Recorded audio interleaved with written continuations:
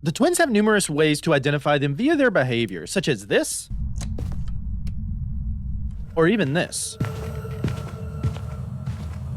Were you able to spot the differences to tell it was the twins? If not, don't worry, because by the end of the video, you're going to be able to, because I'll show you how. First thing I want to start is by going over the twin curve. I have videos on this, and other creators do as well, talking about if you see a line on the activity chart that goes up and then sort of directs off immediately, like sort of changing the angle of the slope, that is a way to identify the twins. It used to be that way, and I used to get it all the time. I don't know if it's just like confirmation bias or I was just lucky, but lately it's definitely changed to not be as accurate. I saw more of this when ghosts were coming out of hunts because of the high likelihood to interact with a lot of objects during hunts, so you would usually see that curve. So I was on the mindset of maybe if there's not a ghost event or a hunt or anything where the ghost is interacting with a lot of objects, maybe it would work. But then one time I had a myling that actually had that curve. I guess the twins, it was a myling, so it's not 100% accurate anymore. So I would just use it as basis to verify the twins, because there are other ways that you can verify it is the twins. So let's start with the twins ability. So the twin has an ability to where it will interact with an object and has a chance to immediately interact with another object right after it, sort of simulating a same time interaction. Because one thing you have to know about the twins, even though they say it's the twins, there's only one ghost. The twins use abilities to make it appear as though there are two different ghosts. So the twins ability, if it uses it, it will interact with an object and then it will immediately interact with another object within 6 meters of. This is going to be what it sounds like.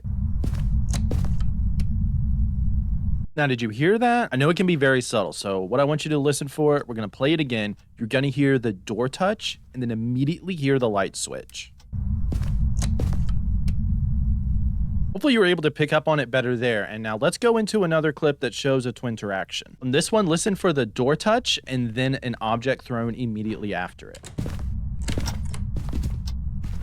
And again, this can be very hard to listen for, and some ghosts can make it seem like they're doing two interactions back to back because they can like throw an object and then throw an object again in very close proximity of each other. So I've been fooled by that before. So I wouldn't necessarily just hear this and say, okay, it's the twins. I would want to do other tests as well to verify. And as with a lot of stuff, you want to take it like sort of with other evidence that you are gathering, such as, does it sound like the ghost is interacting with objects a lot in different areas? Maybe harder to pinpoint the ghost. And then you hear these two back to back, I would start leaning towards the twins. Now, if you are in hunting range and the twins use its ability, it has a chance that anytime it interacts with an object, it can trigger a hunt. This is going to be what it sounds like.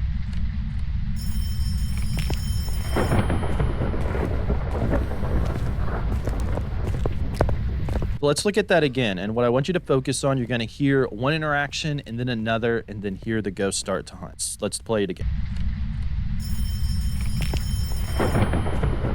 And then this is going to lead me into the best way to identify the ghost. And before we get into that, if you can do me a favor and leave a like on this video if you found this information useful, it helps me and helps the channel, and I really appreciate it. Now, the way that I like to identify twins is going to be by the footstep speed during a hunt. Now, as the same as many other ghost tests, there's going to be a very subtle difference here that you're going to need to try to spot. And if you do want to see other ghost tests, go check out the other videos on the channel. But in the Phasmophobia community, if you watch a lot of streamers or other creators, what you usually will hear is the twins referred to as the slow twin or the fast twin. And that is because majority of the ghosts have a base speed of 1.7 meters per second. The slow twin will have a base speed of 1.5 meters per second. And the fast twin will have a base speed of 1.9 meters per second. So you're looking roughly at about 10% slower or 10% faster than what the regular base speed is for ghosts. So like I said, it is very subtle to hear that change. It took me a while to pick up on the subtleness, and it's still not something I'm amazing at. So let's show you what everything sounds like. Now, to start off, let's start with the baseline. The basic majority of the ghost, 1.7 meters per second base speed. This is what it sounds like.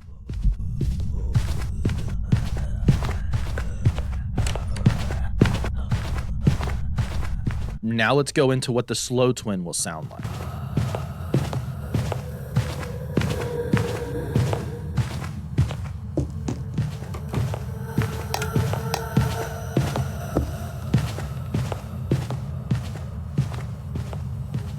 All right, were you able to pick up on that little slight change that sounded slightly slower? Don't worry, again, with practice, I think you'll be able to. But first, let's refresh your ears, and we're going to play the 1.7 meters per second base speed before getting into the fast twin.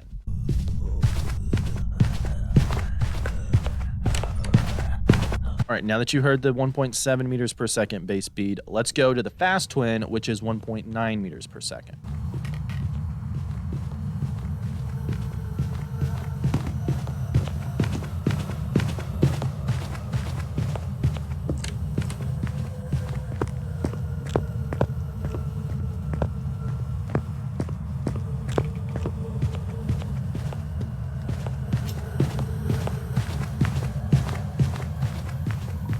Again, very subtle difference, slightly faster there. Over time, you'll pick up more and more on it. But I think your ears are probably good enough to pick up on it already. So here's what we're going to do. I'm going to play all three of those ghosts back to back. I'm going to let you decide which one you think is which. And at the end, I'll tell you which one it is. So I'm going to play these just back to back. There's going to be a number on the screen, so you can remember it that way. Then we'll go through it.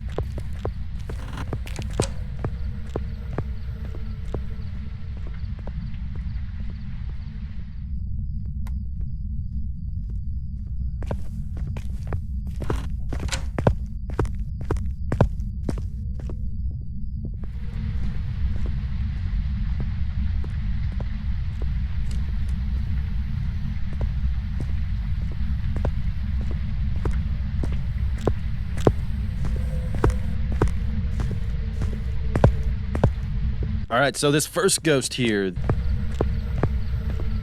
this was actually the fast twin. The number 2 ghost was the regular base speed ghost. And then the third ghost was the slow twin. So how did you do? Let me know in the comments. Maybe you even impressed yourself with that knowledge. Now, while listening to footsteps in my hiding spot, usually what I like to do is have my flashlight on the ground as well, and that's because I like to test for a myling at that point. So how exactly does having a flashlight on the ground equate to a myling test? Well, click or tap the screen now to gain more knowledge. Thanks for watching, everybody. Happy hunting, and I will see you in the next one.